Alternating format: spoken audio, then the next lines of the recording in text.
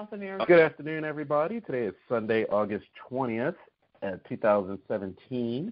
And today we are joined by my lovely friend, Tracy Stuckrath. She's the author of Humans at Work, and her book is talking about workplace solutions for employee well-being and inclusion.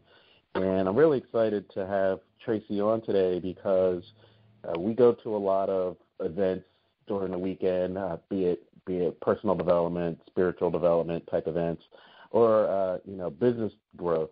And everyone's really hyped and excited during the weekend, and then Monday happens and regular life gets back into play, and we kind of fall back on old habits.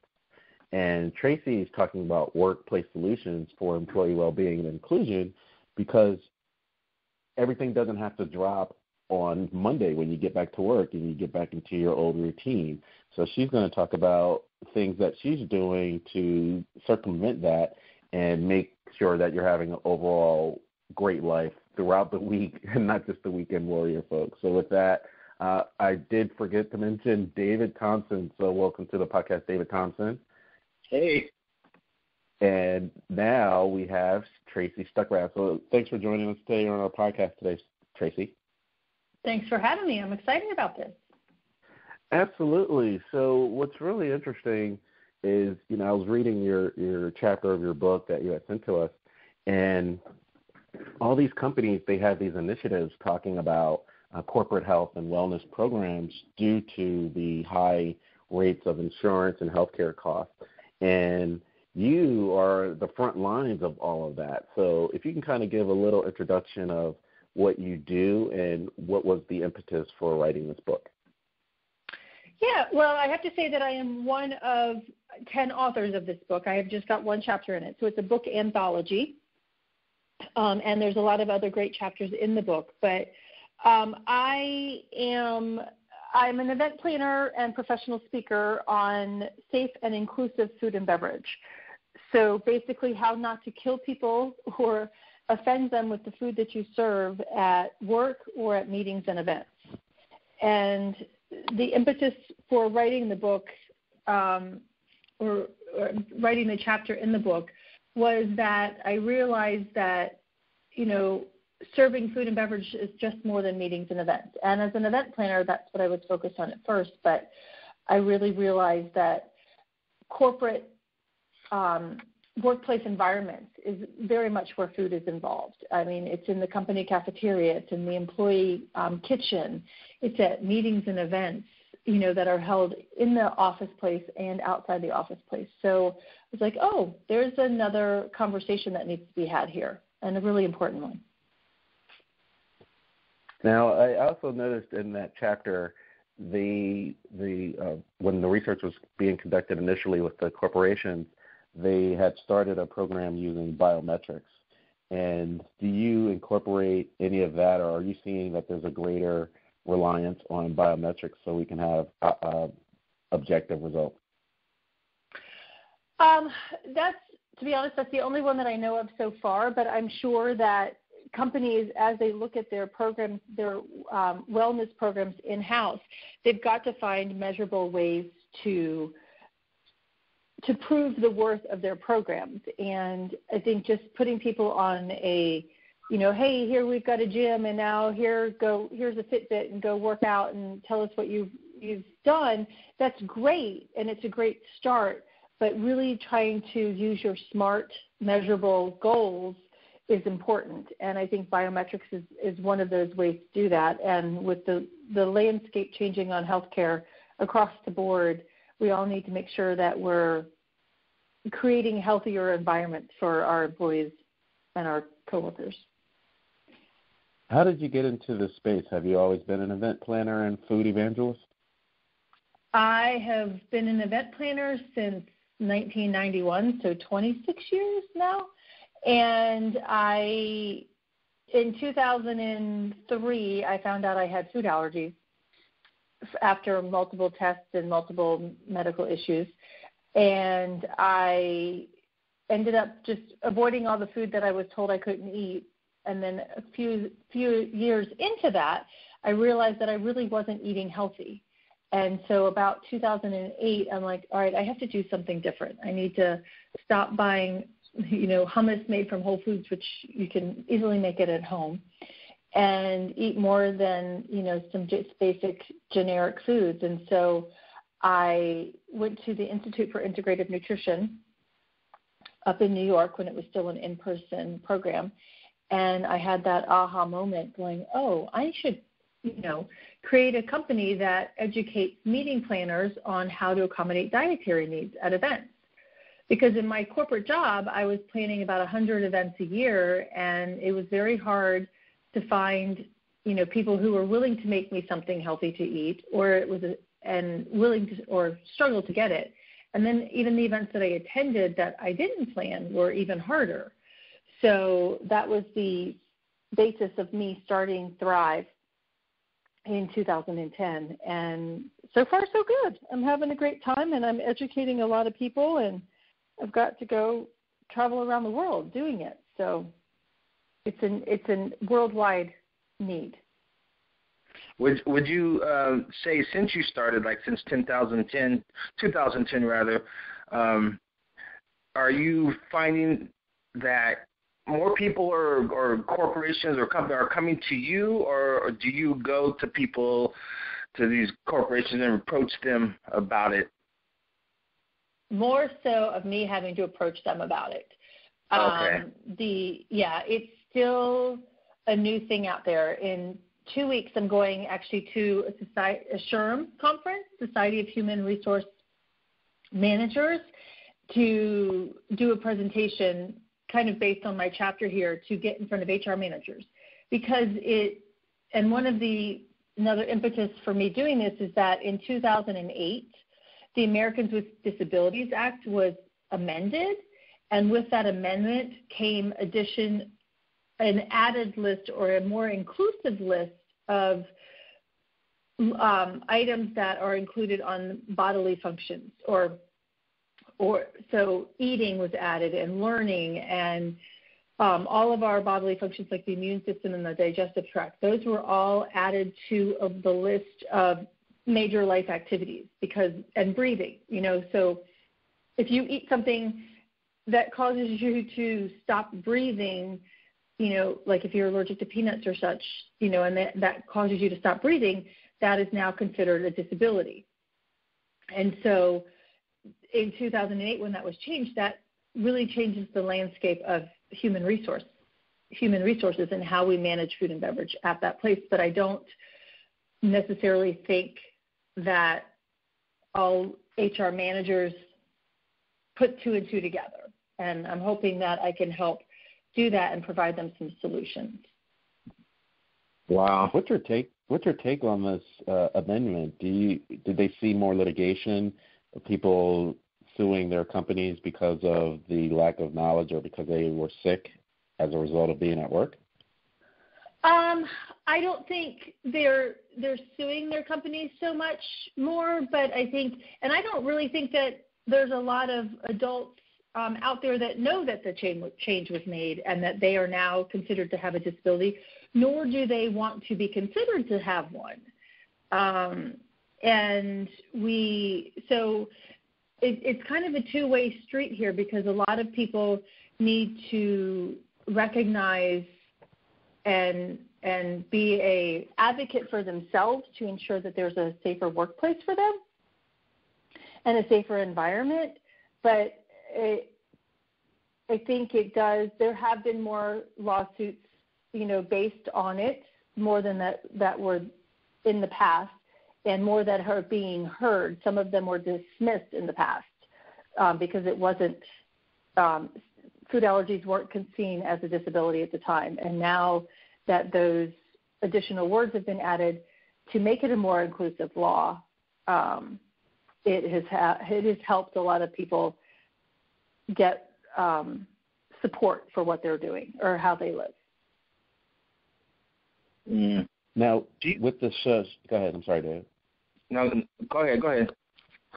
No, I was just thinking of the Society of HR Managers. I mean, it's always ongoing of HR issues in the workplace that continue to change.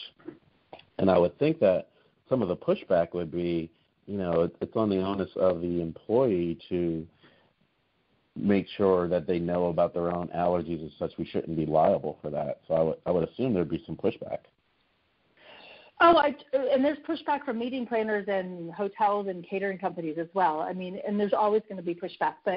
And when I talk to groups about this, to me, the responsibility is definitely on the person who has food allergies, but I think it's everyone's responsibility, especially so say you're working for a corporation and they have a company cafeteria and you're subsidizing that company cafeteria. You're encouraging people to eat in your cafeteria by reducing the price of the food, or you're giving the food away for free in general, or you're having that staff meeting where there's food. Well, you're providing that food for that employee. And so in that case, you've taken on the responsibility and the liability for their health and safety by providing that food. So you have a duty of care to ensure that that individual is safe and what you're serving them is not going to make them ill or potentially kill them. Mm.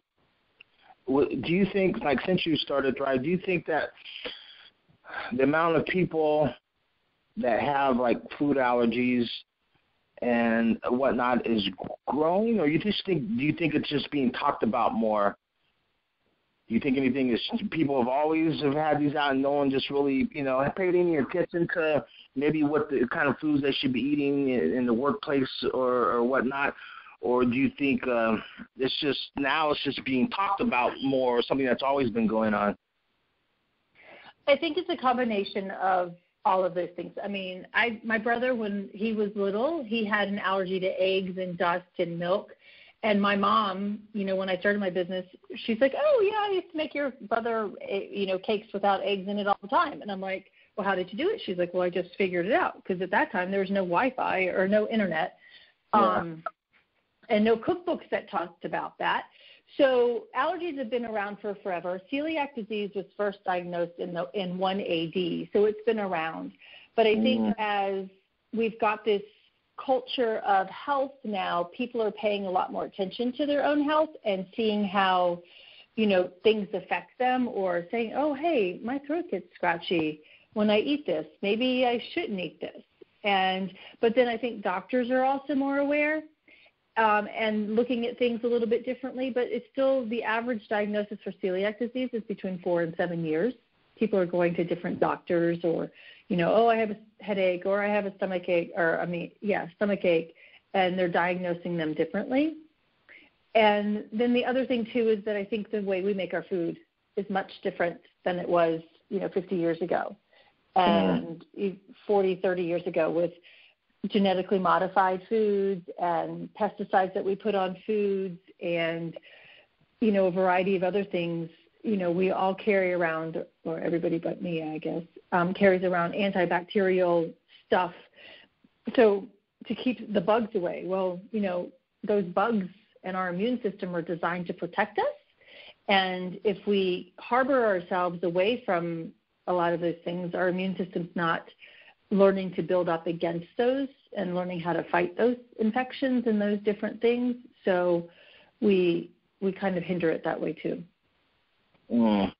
Yeah, because the reason I ask, I can remember as a child or growing up, maybe you had a friend, that he was allergic to peanuts or something you would hear, but you didn't hear a lot about, people being allergic to foods. And it seems like nowadays, and it might have to do with just this information age that we live in, where we're sharing a lot of things, and what's going on in another part of the world, instantly.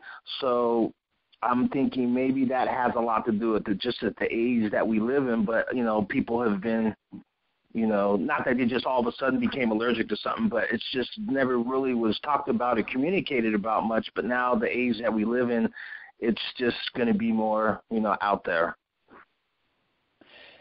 Exactly. It's becoming more and more prevalent, and especially as we're a foodie world now, everybody likes to take pictures and Instagram their food. I'm guilty of that as well. It's and being healthy and being out on mountains and trying things and exercising and things like that. just become even more prevalent. And there's a statistic that I read that I think it's from Mintel, that the vegan marketplace is growing by 247%. Wow. And my challenge with that is that when you look at, I think it's on processed foods, and so instead of going into the grocery store and shopping only on the outskirts of the grocery store where it is whole foods and less processed, people are, buying vegan foods out of convenience that are prepackaged and processed, and they're not, living on or eating just avocados and bell peppers. They're buying those vegan bars or nut-free bars, which is out of convenience, which is in one way very, very important because we all live in that society, but we also have to look back at how do we make, vegan foods, that are fresher and less ingredients that you cannot read. I don't like to buy packaged foods that have more than 9 ingredients, preferably no more than 5 ingredients, but definitely no more than 9, and especially ones that you can read the ingredients. If it doesn't say red bell pepper on it, but it says XYZ, blah, blah, blah, blah, blah, don't buy it. Yeah. A word that you can spell. Right, exactly, yes. Yeah. You mentioned something about convenience and going to Whole Foods and things like that. There is some level of opportunists out there, and I know that Whole Foods as a company has been sued a couple of times, or they've been shamed publicly, at least on the internet, for going, and I've seen going in there and seeing packaged oranges or packaged bananas and it's still in its skin and charging like $5 for it. So you have some element of companies that know that there's this rush for smarter decisions, but they're absolutely taking advantage of the marketplace. Well, taking advantage of people's laziness.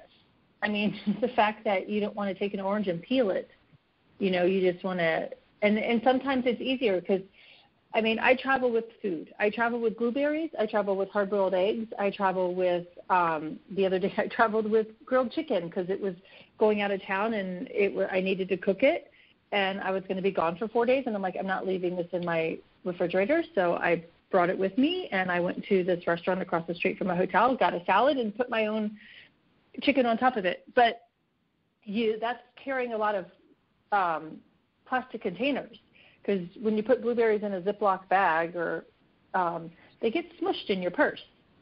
So it's buying them in those containers, and the other thing I do is sometimes when I go to Vegas, and I go to Vegas a couple times a year, I will walk sometimes I do my exercise walk to Whole Foods, and I buy my stuff for the week or however many days I'm going to be there, and then I take an Uber back.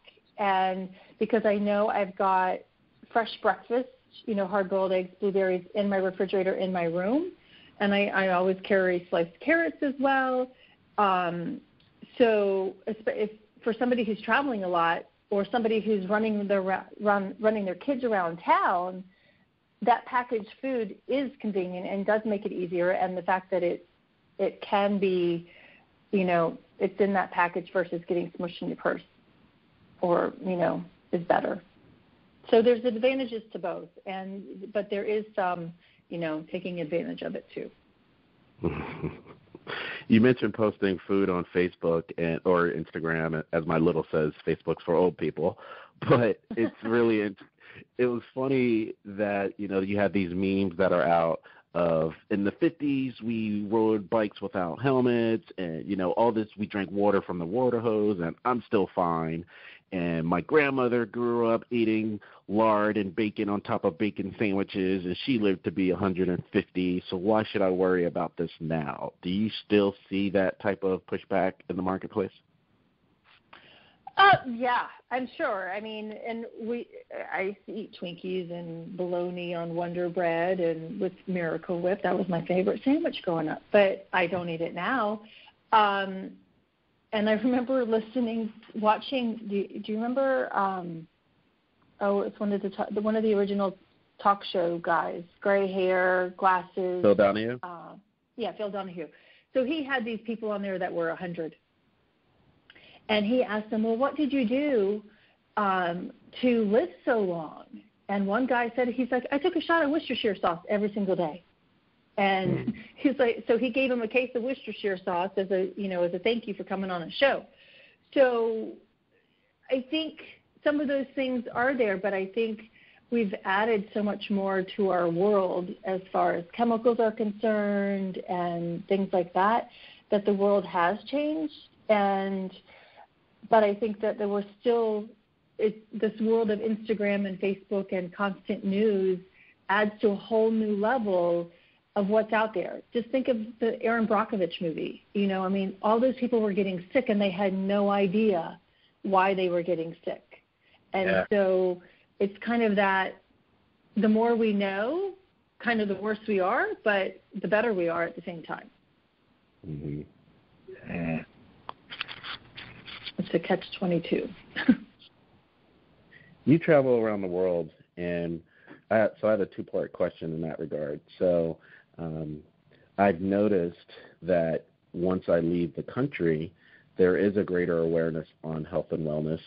There is greater legislation on labeling whether a food is a genetically modified organism or not, or some countries outright ban them. And in the United States, we don't have that. I mean, we're known as being a technological giant and the place to be, but health-wise, we're not, I don't even think, in the top 10 as far as a healthy country as it relates to the world. And so I want to know your take as far as if you're traveling around the world, are you booking more business overseas because they already get it? Or what are you finding the contrast between the United States and elsewhere?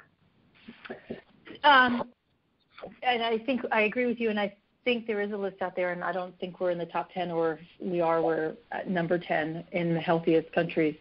But I was just in Scotland a couple of weeks ago, and I was giving a presentation to meeting planners and that handle incentive trips.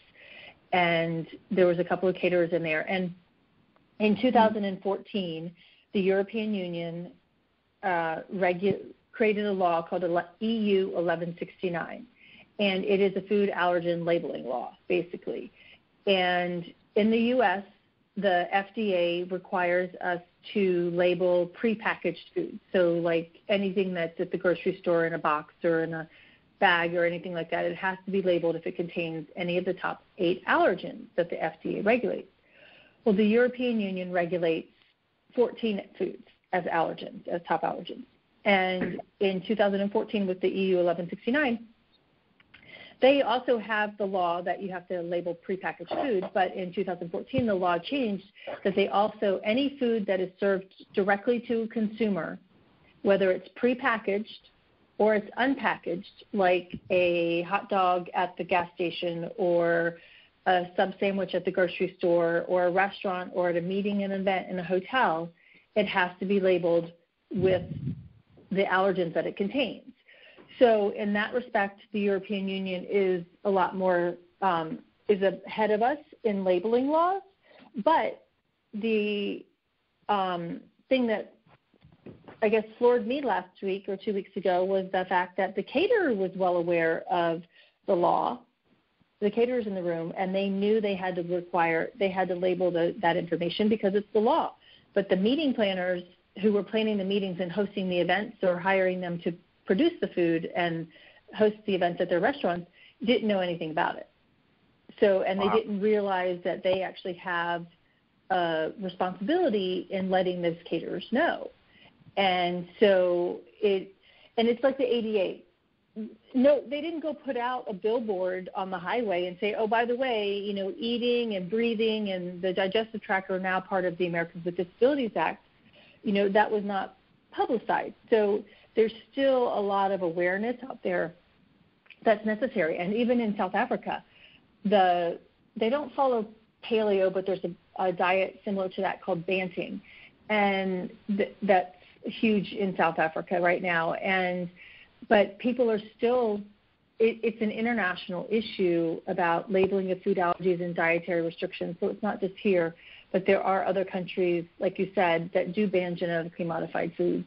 And I think we've got 1 or 2 states that ban it, but as a country, we haven't done that yet. So I think the U.S. is, we're ahead of the game for some, but we're behind in others, and other countries are ahead of us, and vice versa. So it depends on what way you look at it. Does that make sense? In this country, do you notice different how it's received in different areas of this country, regions, or is it kind of all the same?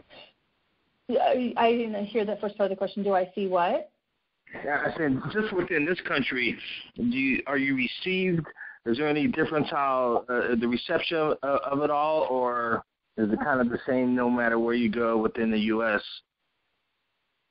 I think you could probably say California is a little bit more aware of like vegan and vegetarianism, but it's growing, and it's growing across the country, and you're probably in the heart of the country, right in the center. It's still probably more of a meat and potatoes kind of environment, but it's people are, as you said a few minutes ago, taking advantage of the convenience of food, but they're also seeing the opportunity for new markets. And Kim Kohler, who has a website called Gluten Passport, an allergy-free passport, she's got a couple of books, and she has a statistic that I use a lot that says 62% of restaurant owners see the gluten-free and allergy-free market as a profitable opportunity for them to grow their business.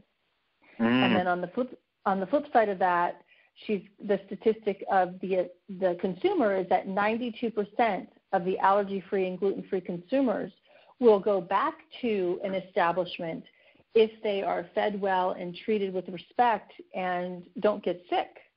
So there is a huge opportunity for it there, but some people have kind of taken on the opportunity to do it, but don't necessarily know how to do it correctly.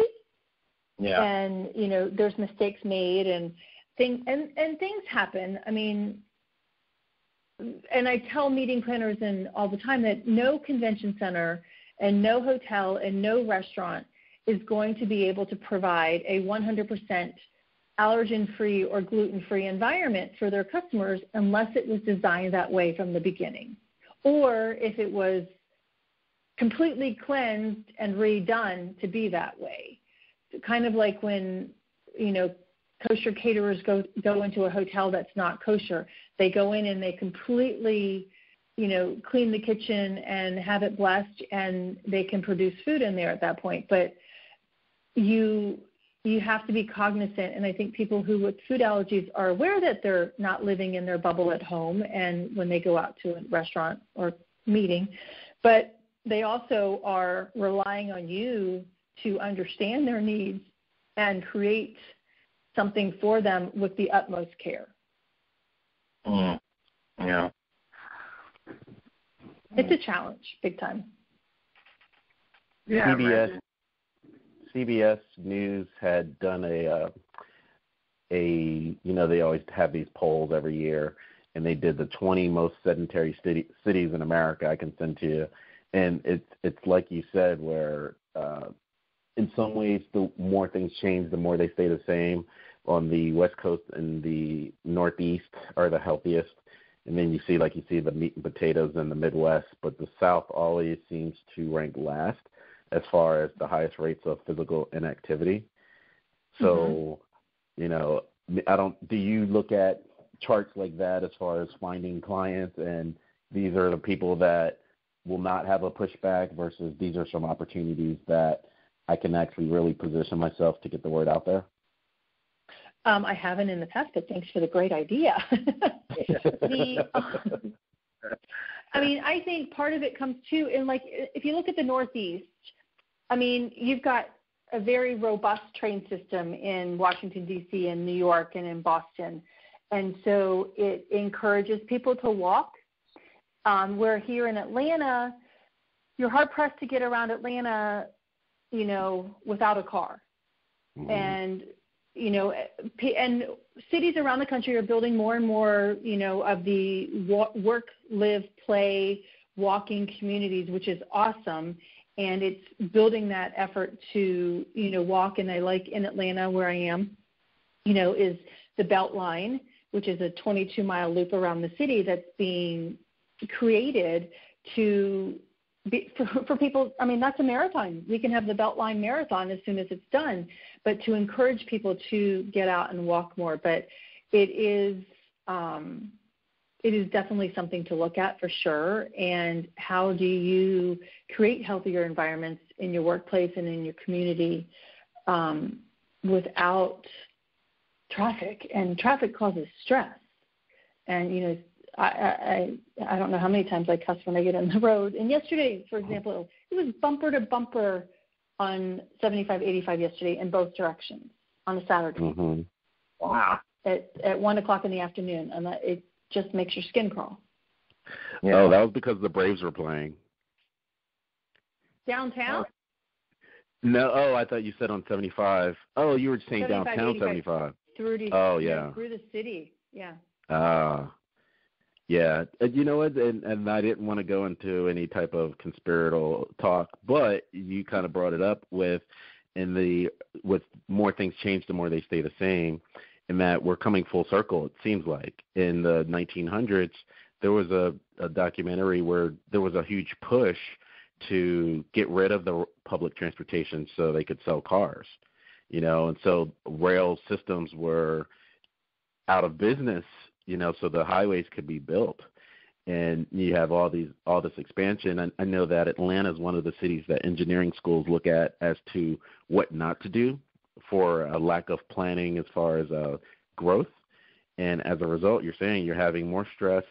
You're sitting in the car more. You're more likely to eat the salty, sugary snacks when you're sitting in the car. More people are working longer hours, so they're sitting at their desk longer, eating sugary and salty snacks. In your education, you're actually helping to combat some of this. Yeah, for sure. I mean, it's going back to our roots. I'm part of an organization called Slow Food, and it was started when the first McDonald's was opened in the center of Rome. So Slow Food was developed to fight fast food, and it promotes good, clean, fair food for all. And it's getting back to our roots and getting back to where we came from. And not like we have to go back to Little House on the Prairie times, but, getting back to knowing your neighbor and walking your neighborhoods, and maybe kind of going back to when you and I grew up, running around and your mom called you at 5 o'clock in the afternoon. Hey, it's time for dinner. It's, it would be nice to be back that way. And sometimes in some ways we can't go that far back, but we can bring some of those elements to it. And,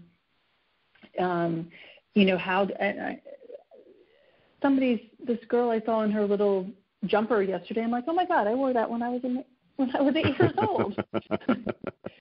So clothes are the same way, and, our comfort foods of PB&J and macaroni and cheese, those haven't changed. But how can we make them, healthier, and how can we reduce the amount of that we're eating? There's a word, reducitarian, which is similar to flexitarian, and that's just removing or reducing the amount of animal products that you have in your diet on a daily or weekly basis. But you could probably also do that for packaged foods. Yeah. How much you only have that packaged food, 1 day a week. All right, which one of you is breathing really into the microphone? Yeah, you, Hamza? I don't know. I didn't know. It sounded like a heavy breathing. And I'm like, that's not me. I know. Wow. That's funny because you know what? I am like, I was talking about biometrics, and I have this heart rate monitor that I always check, and my Fitbit's always going off. So I'm like more cognizant today of my health, and maybe it was me, right? Like I need to be like I'm constantly training myself. Oh, I need to breathe deeper. I need to breathe deeper. So if you guys heard that, that might have been me just checking my vitals. Oh, okay. Well, and I said to somebody the other day, it's kind of amazing how you have. My watch is now pseudo a prison. You know, it's time to stand up, Tracy.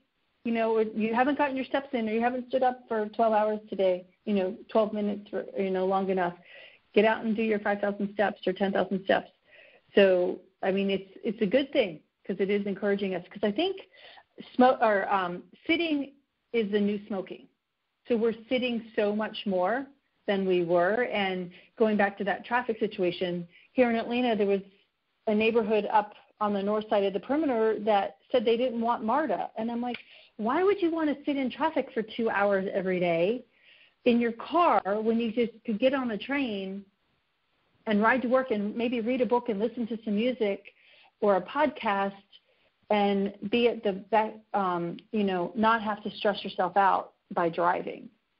But we have to figure out how to get up and move and do different things. So whatever ways we can encourage that in meetings and events or at work, all the better. And even with us, with kids. I don't have any kids, but, encouraging kids to get up and move.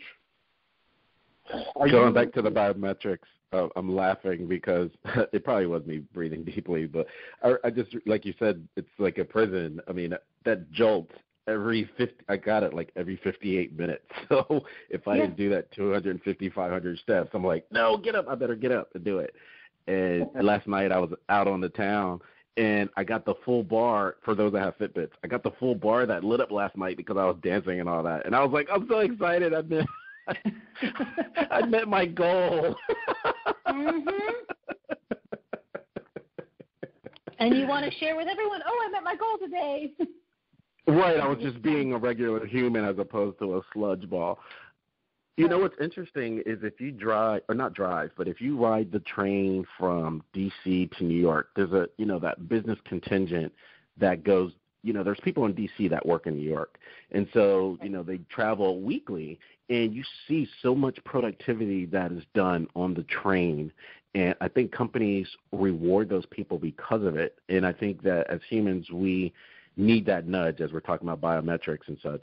And I'm seeing that companies are rewarding people that are wearing the Fitbits and they're getting more exercise, like they're getting incentives as to not so much cutting their health costs, but they may get like an extra day off or something like that. We've always needed the proverbial carrot, pun intended, to get moving. Mm-hmm. Very much so. So it's short-sighted here. I know that we, as a soapbox moment, then I'll get off, but here in Atlanta, we lose a lot of companies every year. Like the whole plan is to get people to come here and, help and provide jobs and such. And the debrief when we lose those companies is quality of life. Like they don't want to come if their employees are going to have to sit 2 hours, an hour each way going to work. They're not productive. They're not happy. Their quality of life is lowered. And as a result, it's a result of the traffic here. So, and I would attribute sedentary lifestyle as a result also. I agree. Yeah. So I wanted to ask you, Tracy, are you a vegetarian or a vegan or? No, I am not. I have noticed I am more inclined to eat a lot of vegetarian foods these days. But I do like a good steak, and I do like, I grew up in Maryland, so I am a blue crab lover and shrimp. So I do eat that, and I do eat, I eat all kinds of seafood, and I eat chicken. But I do, actually lately, I'm inclined to, when I go to meetings, register as a vegetarian or a vegan, because I don't know where those convention centers and those hotels are getting their meats from. Here in Atlanta, I'm buying my meat from White Oak Pastures or from Riverview Farms, and I'm buying my chickens from Moore Farms or my eggs from Moore Farms and Friends or Riverview Farms. And so I know those farmers, and I know the practices that they uphold for their animals.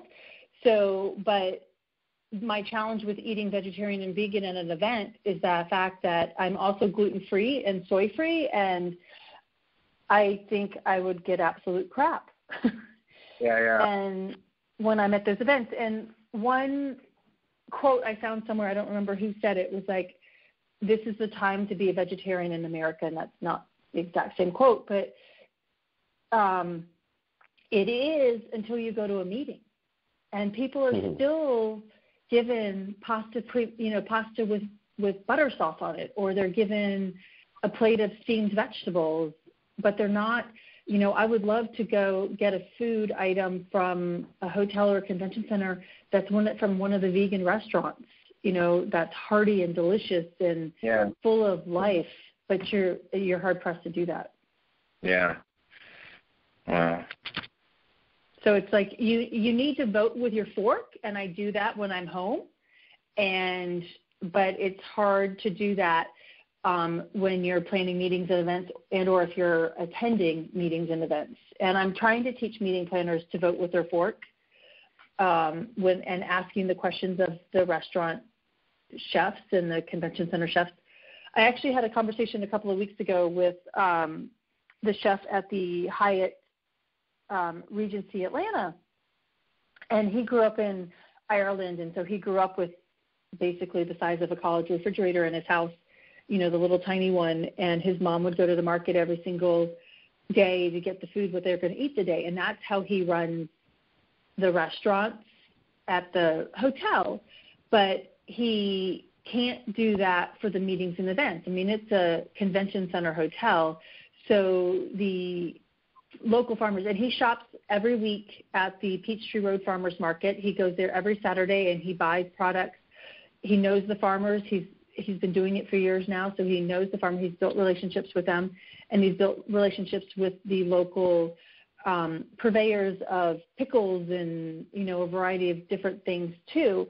And so he's buying those products for them and featuring them in his store and the store in the hotel, as well as on the restaurant menus. But when it comes to buying in bulk for a 700-person dinner, those farmers don't necessarily have the yield to help him. So he incorporates some of those smaller farmers into some of the menus, but he's having to go to larger conventional farmers to get the larger amount of product. Yeah. It's interesting. I've noticed lately some of the advertisements on TV and radio, because I do deliveries and stuff during the course of the day, and it's about Purdue chicken farms or whatever. They're talking about how they've we don't use this and that, and we treat our our chickens humanely. We have a whole crew that makes sure they're getting all their nutrition. And interestingly enough, and this is you can kind of tell where things are at a little bit. McDonald's is they have, I think, a few new sandwiches, and one of them has kale on it. I mean, not that really is going to make any difference compared to the rest of their menu, but I just thought it was interesting. I was like, wow, 10 years ago, 5 years ago, a year ago, you would have never thought, thought of a McDonald's advertisement with them mentioning kale on one of their burgers. Very true. And I think Chick-fil-A added it as well a couple of years ago. And then I think McDonald's actually has said they're going away from frozen beef. They're going to use fresh beef now. Yeah. Fresh burgers, which, it'll be interesting to see the timing, because, the whole thing was built on how fast you can get through McDonald's to get your burger. And if they're going to use fresh meat, how is that going to change, and who are they going to get them from? Yeah, exactly. Yeah. But they're kind of jumping on that bandwagon.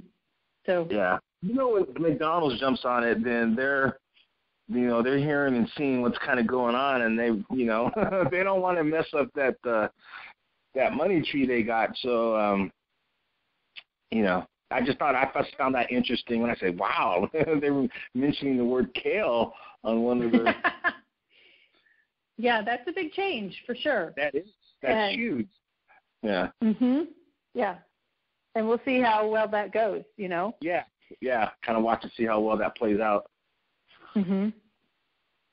Well, and, some of those, not the fast casuals, I don't know what you really consider like the TGI Fridays of the world, but, they're struggling because, it's all pseudo-processed food that they serve in their restaurants. And you're hard-pressed to find anything that's local or fresh, there. Yeah. And I get the purchasing model of, the more you buy, a more a company buys, the volume that they buy, the higher volume, the less money they spend, which is great. But you also have to figure out, the transportation costs on, buying the food and beverage in bulk for restaurants all over the country. Yeah. MGM Hotels recently, in an effort to improve their sustainability efforts, they've worked with some of their vendors. Instead of having, I think they have 8 to 10 hotels on the Strip in Vegas, all those hotels were ordering separately, and they had different accounts with the same meat company, for example. And they've consolidated that all now into the one system. So their buy is better and bigger, but it also reduces that trucking companies need to come into the city to deliver. So he's making one stop, and then it's dispersed between the hotels versus making stops at 8 different hotels. Yeah. So that is another effort as well. Well, ultimately, I think people, the public are really kind of determined because, you're going to have to, even, for example, McDonald's, if everyone just stopped going there overnight and said, well, this is what we really want to be eating, then, McDonald's is going to have to change or they're just going to go away. So ultimately, the people kind of are going to ultimately decide based on, what they want to be eating for whatever reasons. And it sounds like, you're right there with kind of leading some of that and trying to get people to, make changes and, be aware of, their dietary needs and whatnot. Yeah, I hope so. And, there's a lot of people out there doing it, and in a variety of different ways. And I think that, my focus is really on a variety of different dietary restrictions and making people aware of them and just serving fresher and healthier options. Because the other thing, too, with meetings and events is people are paying, $500 to go to a conference, not just for the registration form or just for the registration fee, not including their airfare there and the hotel and the time away from the office. That's a large chunk of change. And if you're feeding them high carb, high sugar, high fat foods throughout the entire thing, they're actually not going to get anything from your meeting. So you're just taking their money from them, and you're not actually providing them any kind of, benefit from attending your conference because they're going to be so worn down from sugar and their brain is not going to absorb what they need to know.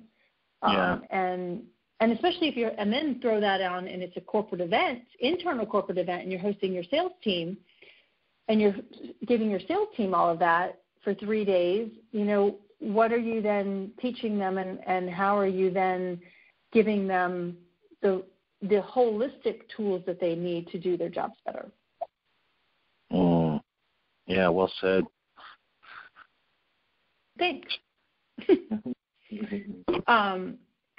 So the world of food and the world of health is, and nutrition is a relatively new science, and people and everybody's body's different. I'm going to react differently to eating spinach than Hamza is, or mango, and I'm going to like this or I'm going to like that, but it's also how the body reacts to it. I know a vegan who ended up having to go back to eating meat because her body was so deprived of iron that it couldn't function anymore. She got super sick. So, but then other people can thrive on it, on that vegan diet.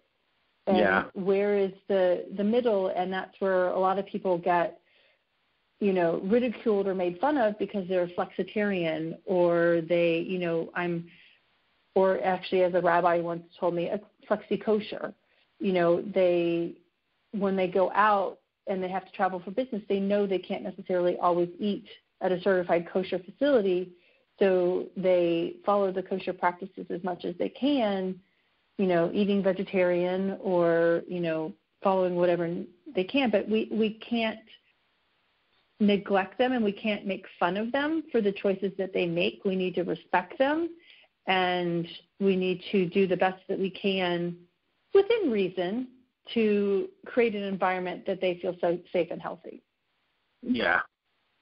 I've known someone who was, this was years ago, but she was a vegetarian, which she is, but she told me, she goes, but once in a while, it could be like once a month or so often, she goes, I just have this, I just know I need to eat some meat, a steak or something, and she will, and then she just says, her body, wants her to have some, she'll give it to her body, and then that will be it for maybe a month, 2 months.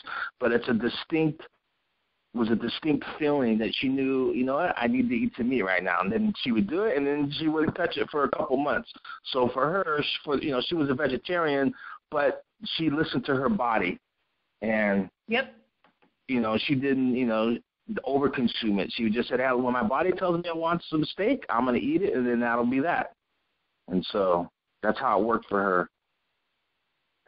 I need to look it up, but and then that's smart because she's listening to her body and what her body needs.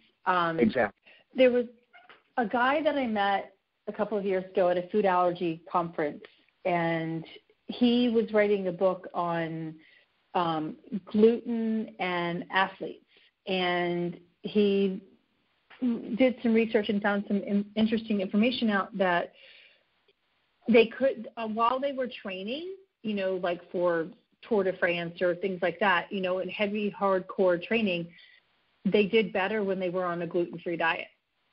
And then when they went off, they, were able to consume the gluten and, for whatever reason, and I need to go back and find that book. But it's interesting because, various things can cause reactions. I mean, you could have the gene for celiac and it be dormant in your whole life, and you can consume gluten without a problem, but then you have a car accident or you fall off your bike or hit your head, and that triggers that response, and then all of a sudden, you now cannot consume gluten. And so the body just has its ways of healing itself and doing the things it needs to do to function. And we don't necessarily have control over that. Yeah. Wow. Hamza, are you still there? Dave, I think it's just you and me. I think it's just me and you. We are coming up here on the hour. I wonder what happened to Hamza. I heard something earlier, that sound when someone calls in, to the podcast, or that, but I didn't pay any attention to it. So maybe that's what happened. Maybe Hamza's call got dropped or something. Well, I wonder if we're recorded. Yeah, I know. Who knows what's going on? Well, we're right up at the hour, so usually this is about the time that we kind of wrap things up. So with the assumption that we're still being recorded, and even though Hamza is not here, I'd like to thank you for being a guest on our podcast. It was great information. Thank you for having me. I really appreciate the opportunity, and best of luck with your future ones. Yeah, thank you very much. Did you come back in, Hamza? Is that you? No, I guess that not. Was my phone. That was your phone. You tell me. Okay. Again, thank you very much, Tracy, and enjoy the rest of your day. All right. Thanks. You too. Okay. Bye. Bye.